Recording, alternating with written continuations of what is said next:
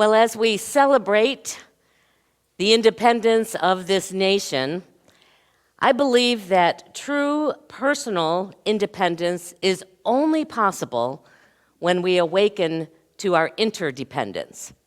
Ponder that for just a moment. You know, since the dawn of civilization, human beings have sought to understand, who am I?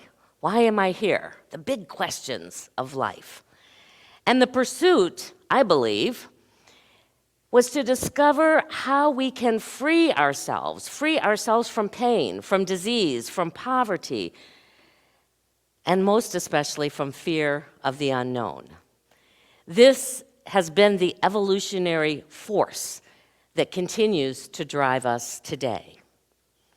We have created governments, philosophies, pursued science and educational systems, and even religions to support us in experiencing a greater sense of security and freedom, liberty and unity. The desire was certainly the catalyst of forming this nation some 244 years ago. The Declaration of Independence begins by stating this: "We hold these truths to be self-evident, that all men are created equal, that they are endowed by their Creator with certain unalienable rights, that among these are life, liberty, and the pursuit of happiness." Yet as we hear these words written so many years ago, the truth was that it did not include all men. Men of color were excluded from this promise of liberty. Men of different sexual orientation were not free to pursue happiness in the way that they wanted to, that served them. It would be almost 100 years later, at the end of the Civil War, when Abraham Lincoln, in his Gettysburg Address, ended with this: that this nation under God shall have a new birth of freedom, and that government of the people, by the people, and for the people shall not perish from the earth. As enlightened and hopeful as that sounded in that moment, we still are aware now that our democracy excluded women from participating in it. And I will say in large part, people of color, at least in practice, if not legally, from participating in the voting process. From there was a 50-year struggle or more for women's rights to become property owners and to be able to vote. And close to 100 years after that, the civil rights movement to enforce those rights that had been granted so many years ago. And the journey, as we're all aware of, things continuing to evolve here in these United States continues. I believe that one of the central shifts that is calling for us to step into, that has to take place before we can reach that place of perfect union. Are you ready? I want you to hear this. So this is the shift. We must care about our fellow Americans as much as we care about ourselves. Can you hear that? Now, I didn't say more than we care about ourselves, because that's out of balance the other way too, but as much as we care about ourselves. Heaven on earth will manifest when we can expand that care to all of life, when we can care about people around the globe, our Mother Earth, and even the cosmic universe, and see that we are interconnected with them. If our core principle is that there is only one presence and one power in the universe and in our lives, the very first and foundational belief that we hold in this unity movement, and certainly many others hold. And that presence, that creative force is good, and it is love. Then we have to come to recognize that it's the very fabric that is within all of life. It's not separate. It's not separate from us, but it also means it's not separate from anything else. And if we really understand and believe that, then we have to recognize that everything that we do affects the whole. There can be no things done in secret because there is this interconnectedness. Some call this the physical and spiritual laws of giving and receiving, the principle of cause and effect. In Eastern understanding, it's known as karma. In the Bible, it's described in a way that the people of those times could hear. It's simply said, as you sow, so shall you reap. And what quantum science has shown us is there is indeed only one unified field in all of creation, even in the parts we haven't discovered yet, because we're all made of the same energy. At the very core of each animate, inanimate thing is energy. And that energy is governed by these physical and spiritual laws of cause and effect. We are bound in supreme unity, whether we know it or live from it.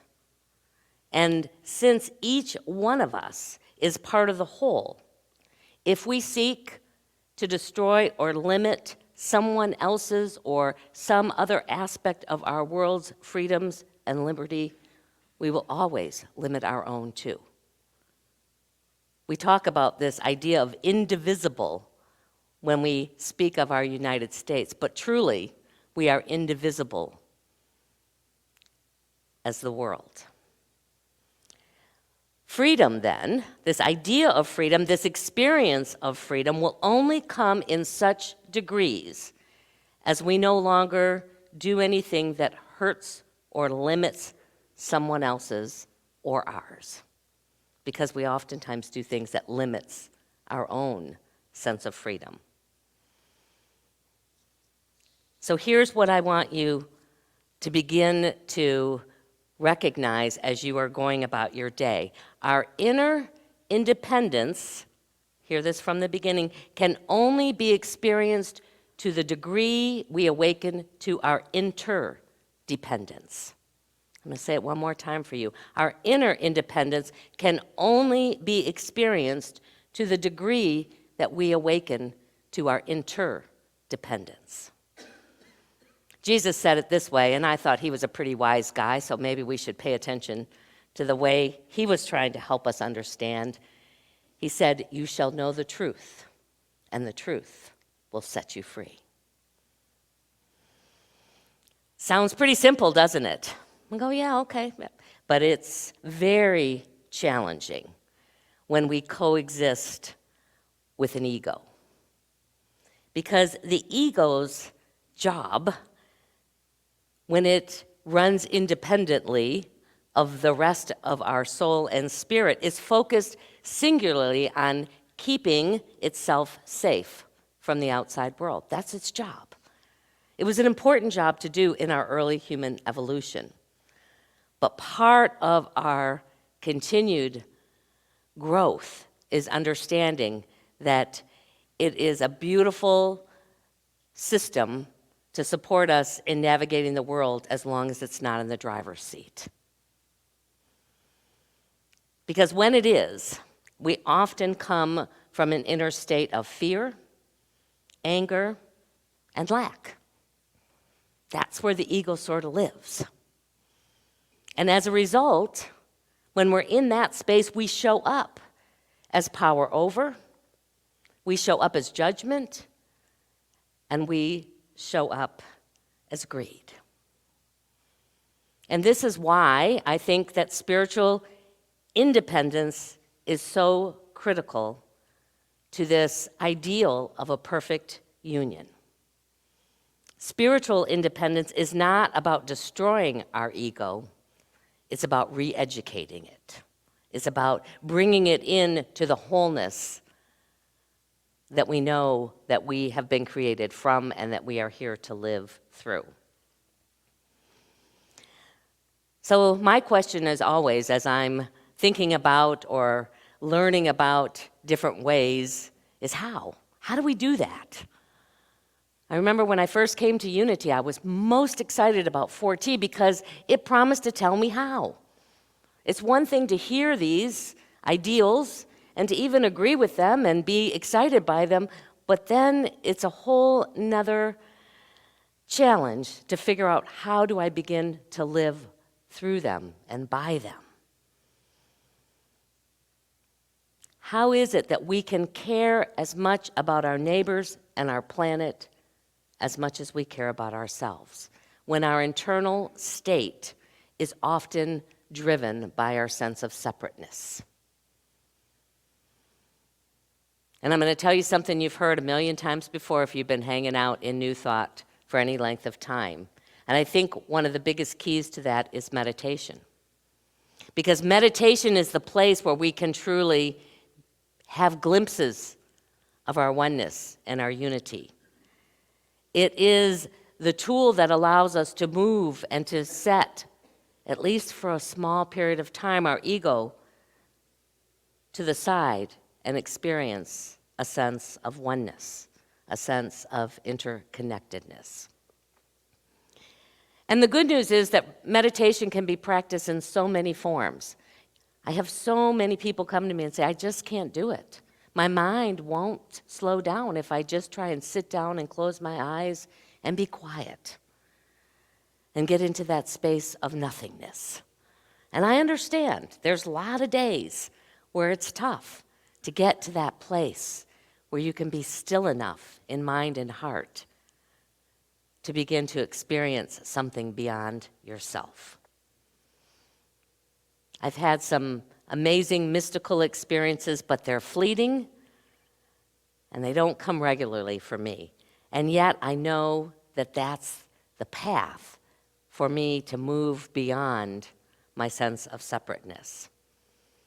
So if you're one of those people that go, I just can't, it's just too tough, then I'm going to suggest to you that you begin to find a new way of understanding and working with meditation. If nature is your happy place, then every day try and get out and feel and experience that sense of oneness with nature. Have a sense of awe at how nature works together. Even when it seems that it's against each other, we recognize that there is always something new emerging from even those disasters that we experience in the outer world. For some, it might show up just by being near water.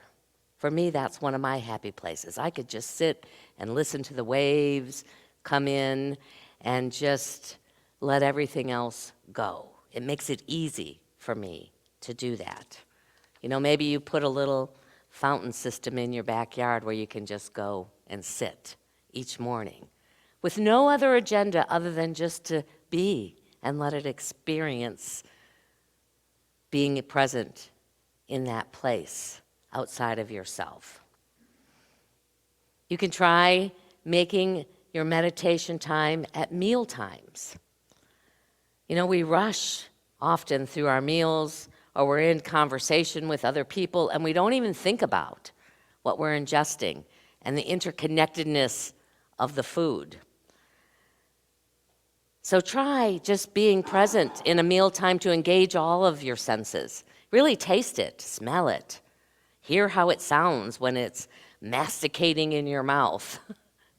Be aware of the way that it looks and feels as you are ingesting that food. And as you are, contemplate the long chain of events that it's taken that piece of nourishment to get from its source into your body.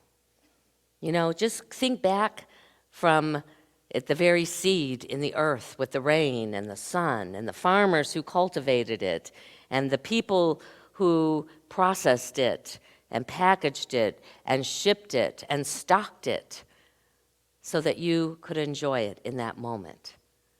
There's certainly many, many, many hands that are part of this process that we call eating. And even if you don't have easy access to water or nature on those other things, we live in a digital world. And we learned last year you can do just about anything virtually. So if nothing else, for your few minutes that you set aside to meditate, then bring up a screen that has pictures that you can experience being nature or at the water. Or bring up videos of how food is grown so that you can really connect with all of the ways in which it's taken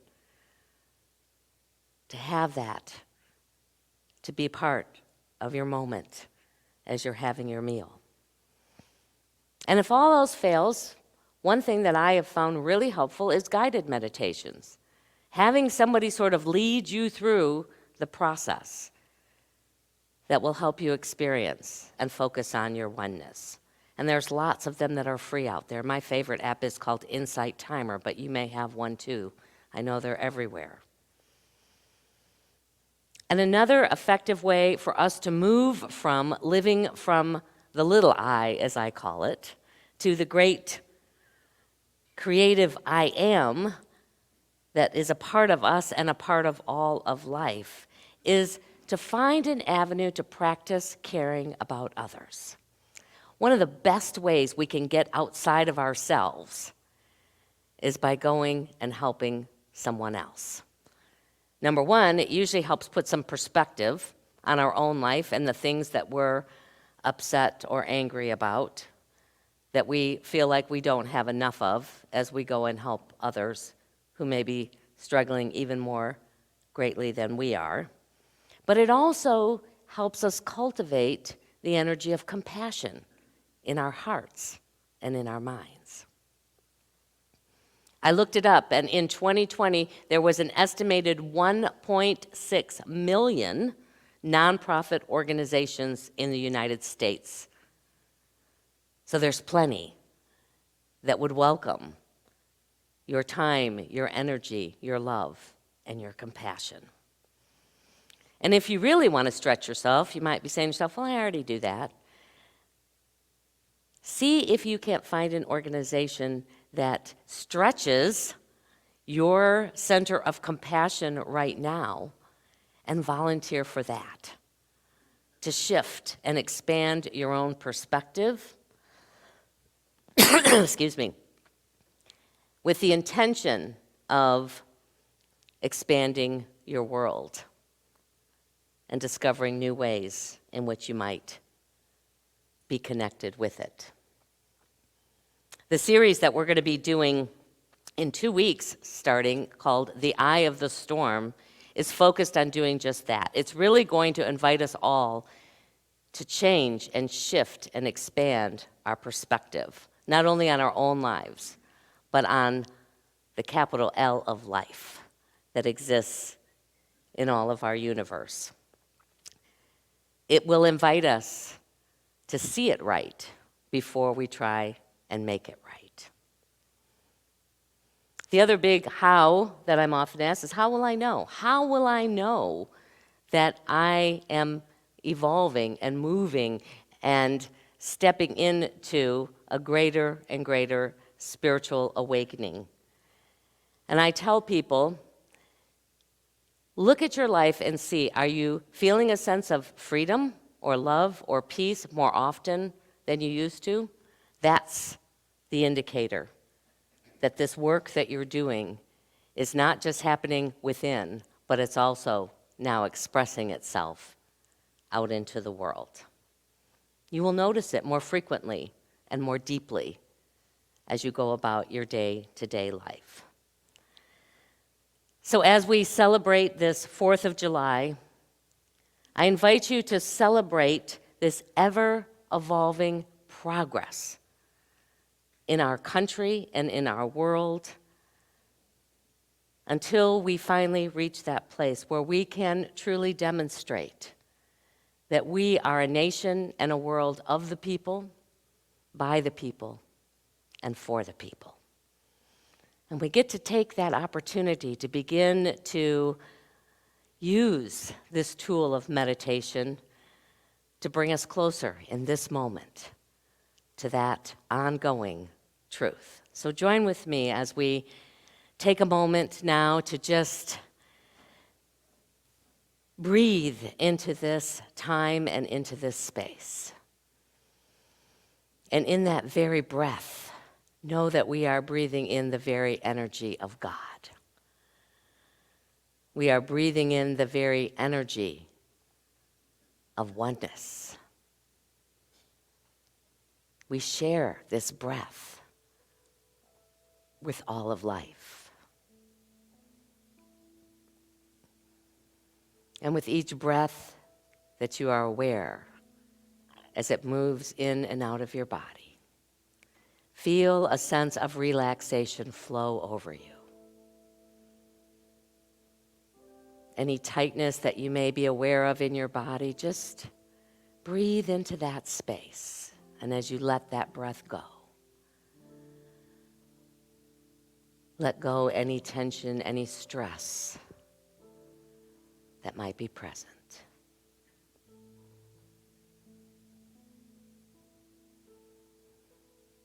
God is as near as the air that we breathe. It is alive and active in every part of our being, for it is the foundational essence of who we are. And as that is true for each of us, it is true for all of life.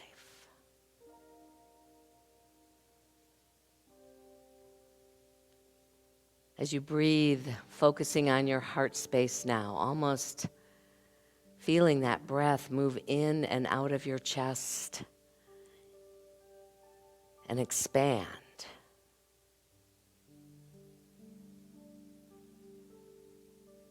Feel a sense of connectedness welling up from the very core of your being. You can almost visualize this intricate web of connection.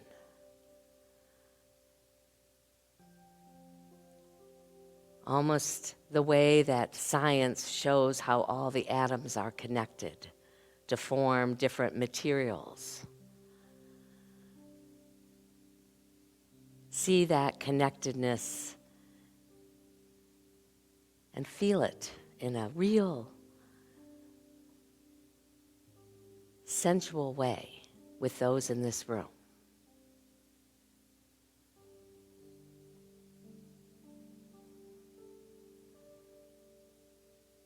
And from this center of unity, like a ripple, ever expanding out of a body of water, imagine it growing, moving out beyond the walls of this building into our cities, across these United States,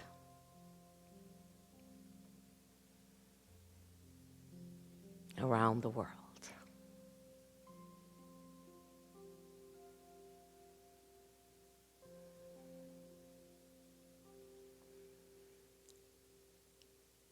And we feel that sense of gratitude,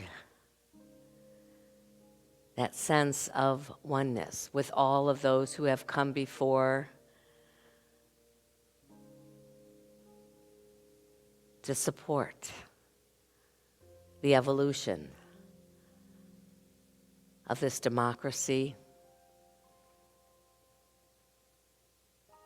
of this truth of loving ourselves and loving our neighbors and caring about each other, this country, this world, this globe, this universe, beyond and as much as ourselves.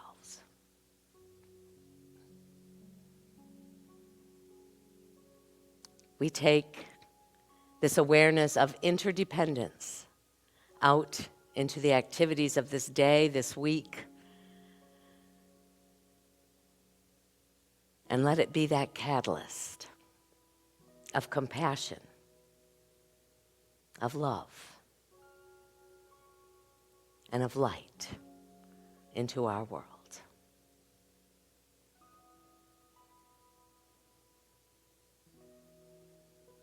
And as you are ready, you can begin to bring your awareness back to this time and to this place. And when you feel grounded, open your eyes and celebrate this day of independence. You know, we live in an abundant universe. How many of you believe that? Truly believe that we live in an abundant universe. And our lives are blessed in all that we are called to do and to be and to experience and to express. If we allow it, it just unfolds with ease and grace. And that spiritual law of giving and receiving reminds us that as we give, so do we receive. And so this morning, however it is that you choose to share of your financial good, I just invite you to give from a place of joy, from a place of enoughness. That's one of my favorite words. There's enough. And from a place of knowing and celebrating the good that it will continue to unfold and support as a result. As we prepare to share our tithes and our offerings here at Center of Unity, feel that sense of gratitude for all of the good flowing in and through your life and in and through the life of Center of Unity.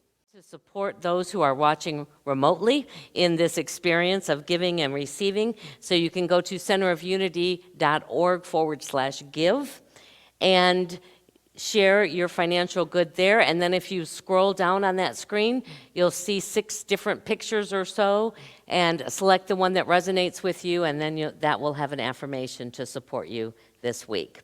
So join with me as we hold these gifts and the energy of all of the good flowing through this community in our hands and in our hearts, and bless them together. Divine love, as me, blesses and multiplies all that I give, all that I receive, and all that I am.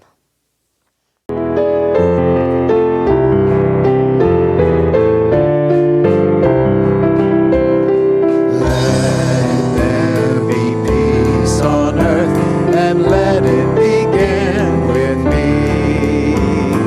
Let there be peace on earth, a peace that was meant to be. With God as our Father, family all are we. Let me walk with my family in perfect harmony. Let peace begin with me. Let this be the moment now. With every step I take, let this be my joyous vow. To take each moment and live each moment in peace eternally. Let there be peace on earth, and let it begin with